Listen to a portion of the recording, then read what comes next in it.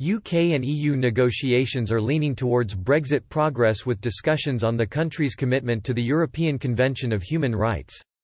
The breakthrough would make it easier to extradite criminals and catch terrorists after the transition period has ended.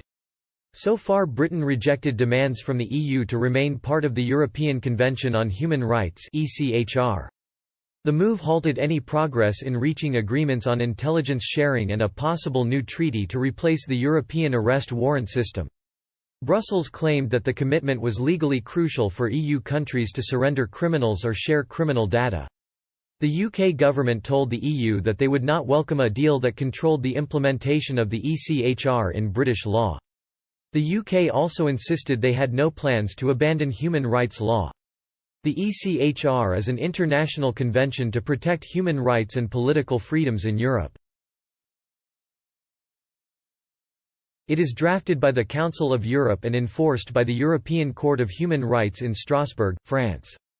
The Council of Europe is an international organization who aims to uphold human rights, democracy and rule of law in Europe but is not an EU institution.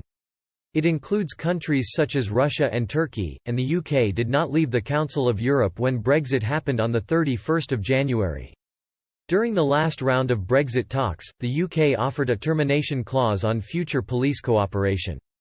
This would allow both sides to suspend or cancel any agreements if either feared human rights protection would be under threat. UK negotiators also briefed Brussels on British human rights laws, including details on extradition, the Europol police agency and the Passenger Name Record Directive, law which helps trace travelling terrorists and criminals. The British government said it was in the interest of both sides to strike a deal which would protect UK and EU citizens.